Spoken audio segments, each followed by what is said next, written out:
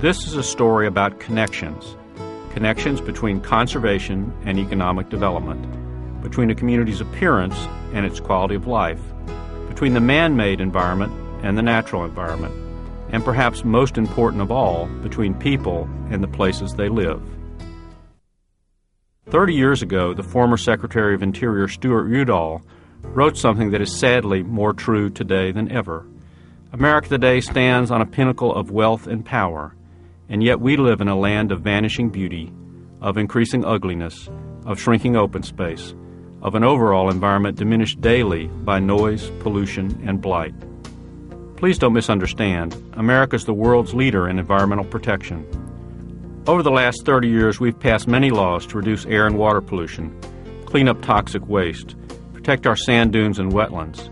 We've encouraged energy conservation and recycling, added thousands of buildings and monuments to the National Register of Historic Places, and millions of acres to our state and national parks. But despite these successes, the special character of America's small towns and our countryside has been disappearing faster than ever.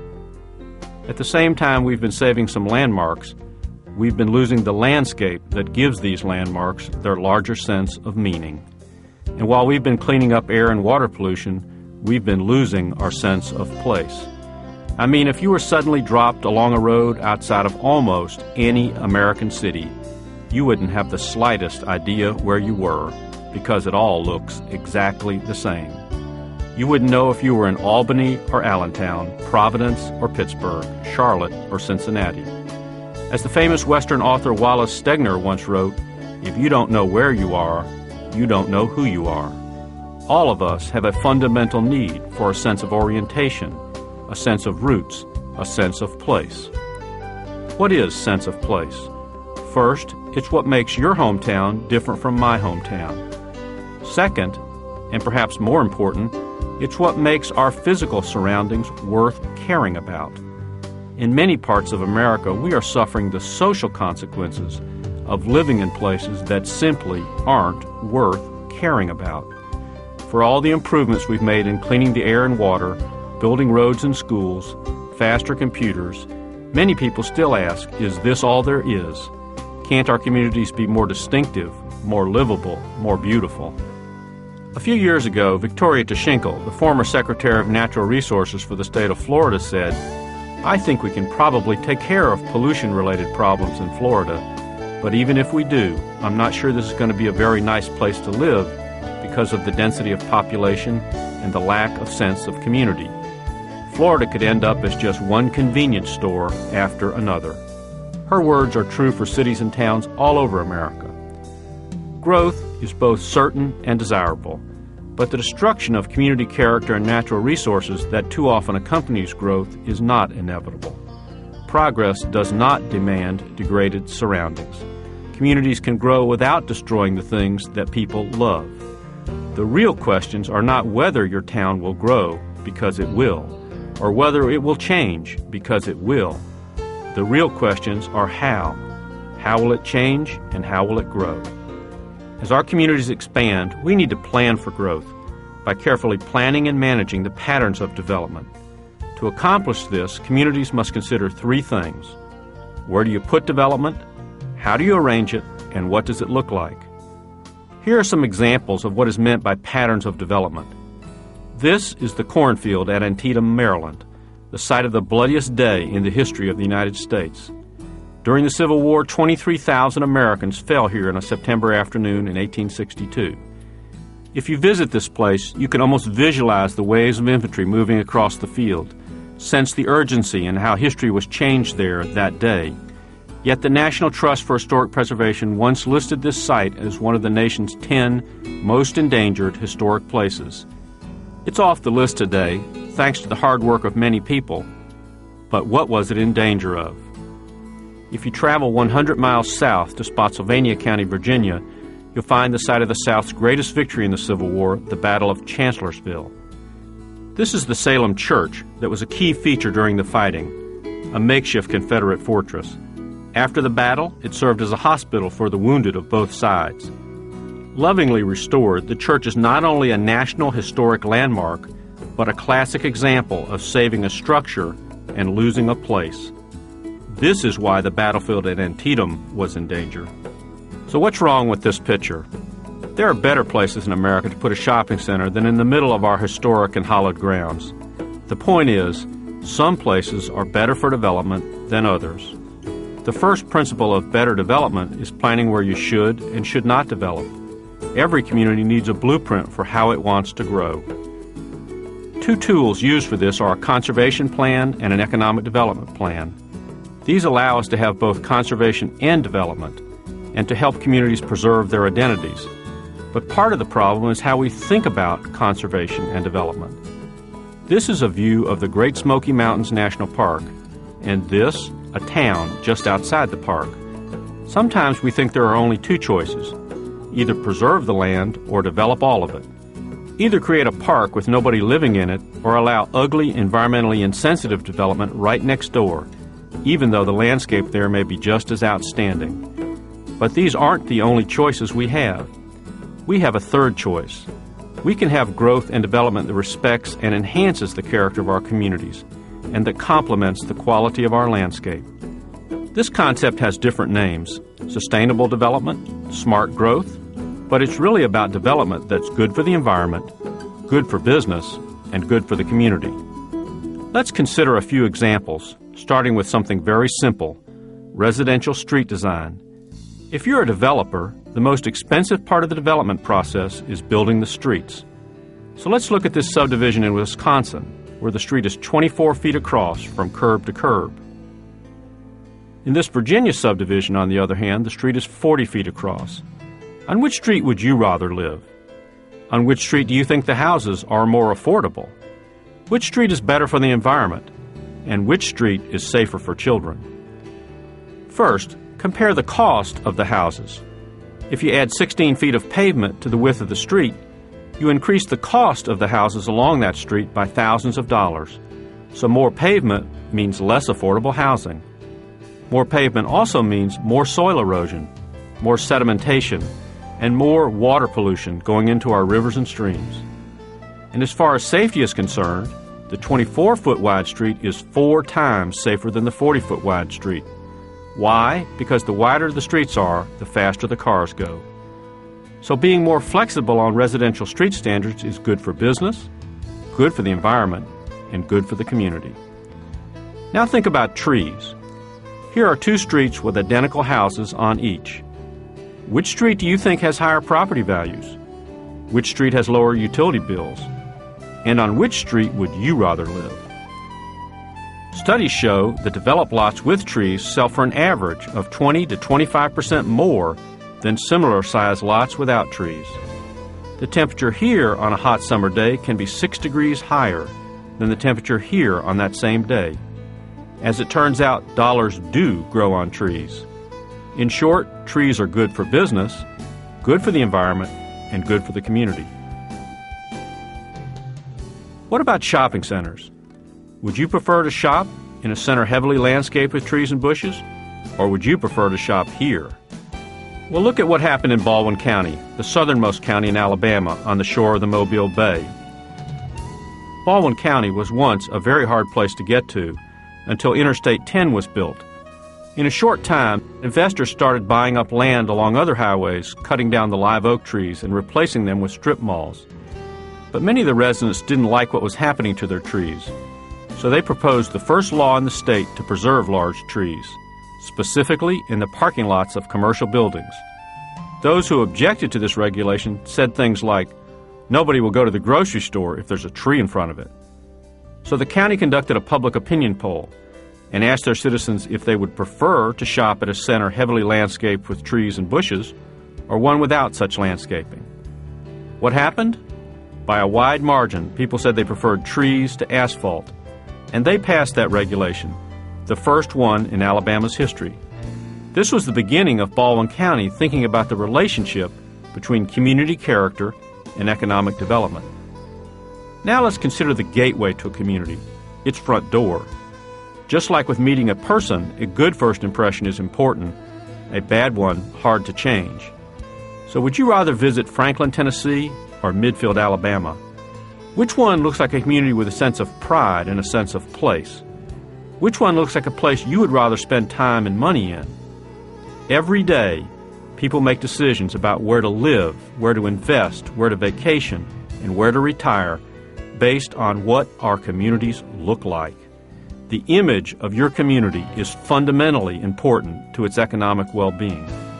Think about visiting a new town or city, for instance. The more one community looks like every place else in America, the less reason there is to visit.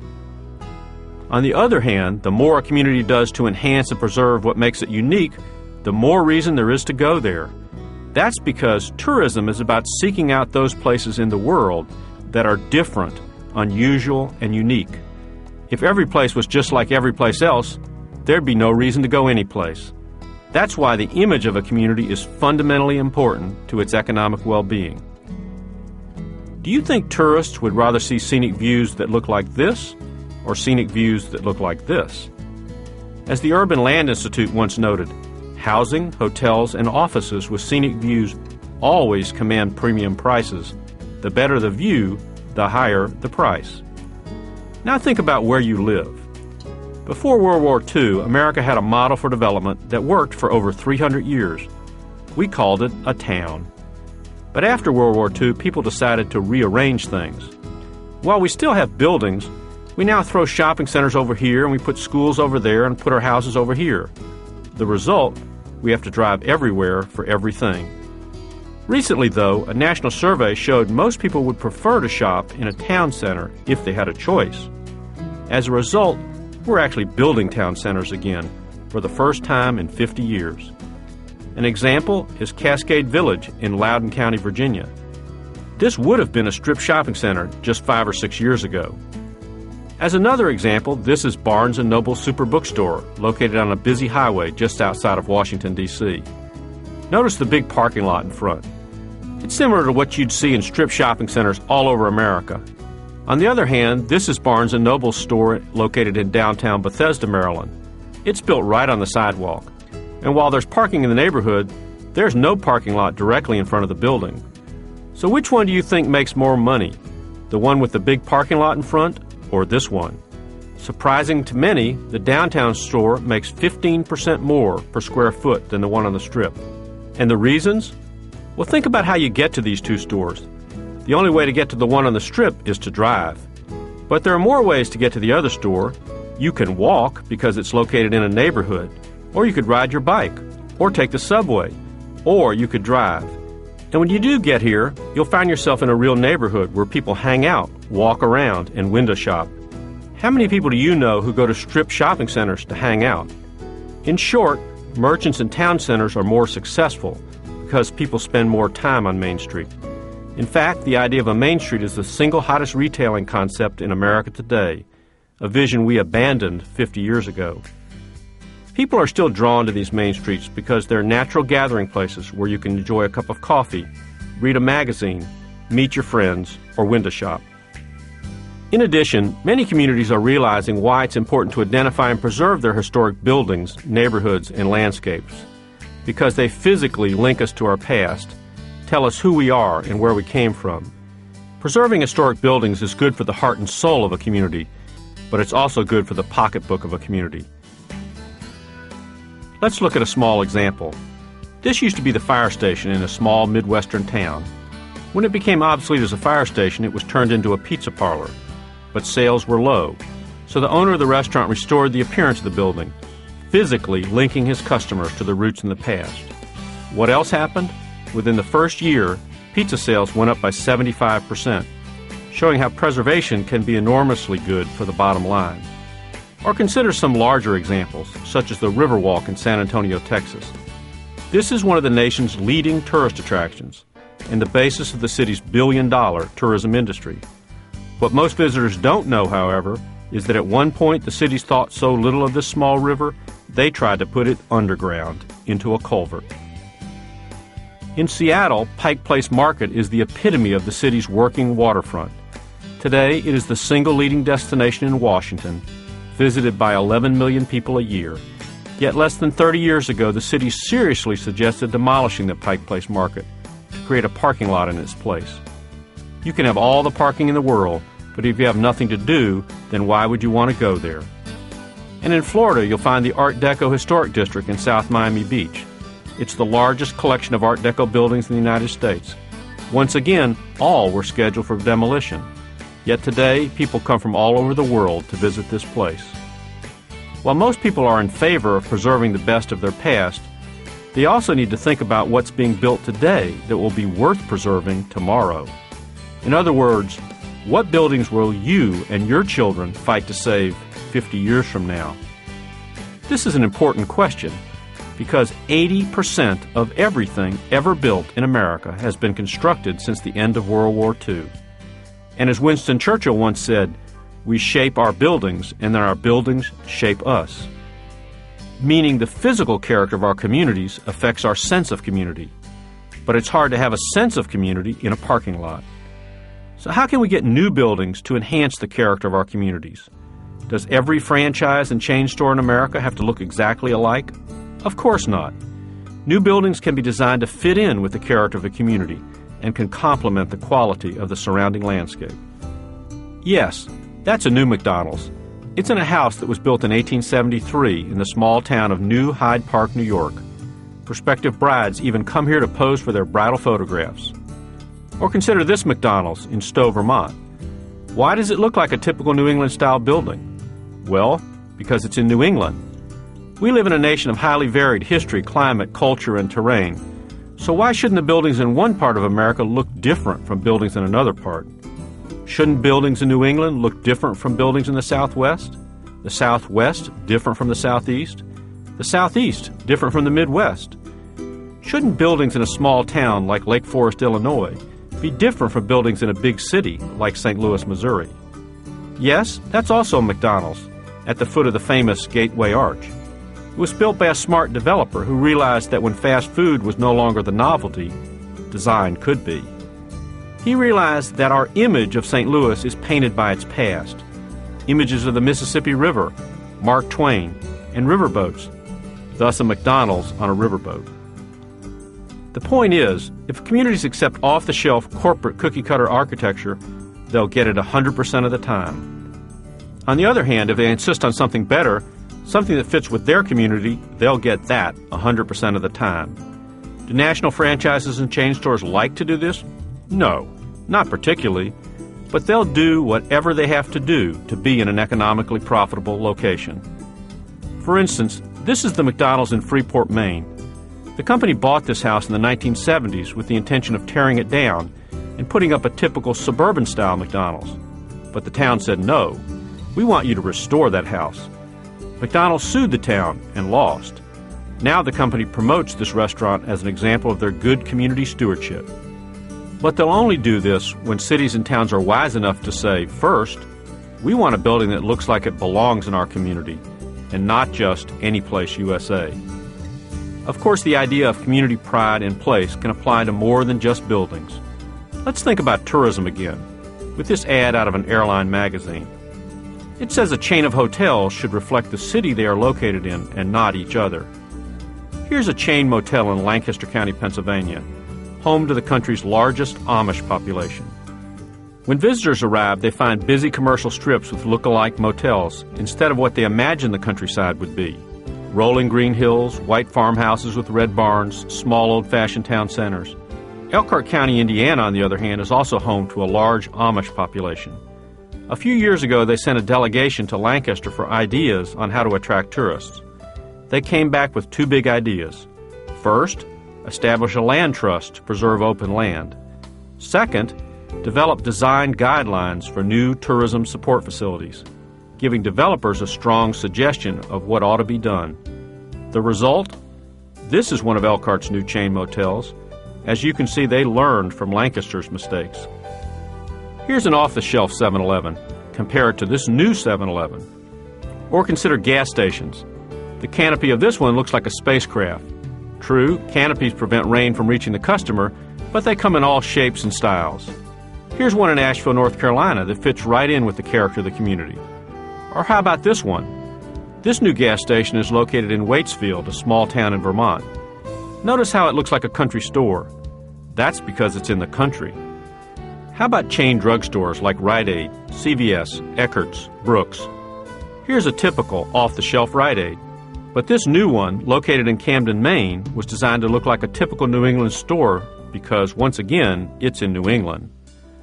Notice how this Rite Aid in Washington, D.C. blends in with its neighbors. Or this one in Lake Placid, New York, with stone on the bottom, articulated roofline, and wood siding. Such designs are common in the Adirondacks. And what about the big box retailers like a Kmart or Walmart? Here's a typical Kmart. This on one hand is the Kmart in Jackson, Wyoming. This is a community trying to preserve its Western heritage. So this Kmart with clock towers on each end, articulated roof lines, and a wooden front looks like it belongs. Sometimes people say it's too late for our community. We already have too much clutter. Actually, it's never too late. Community character deteriorates slowly over time, but it can get better in small steps. For instance, this used to be a McDonald's in Asheville, North Carolina. Now there's a new McDonald's built on the site of the old one. This is a city that's decided that community character is important, so they're improving it, one building at a time.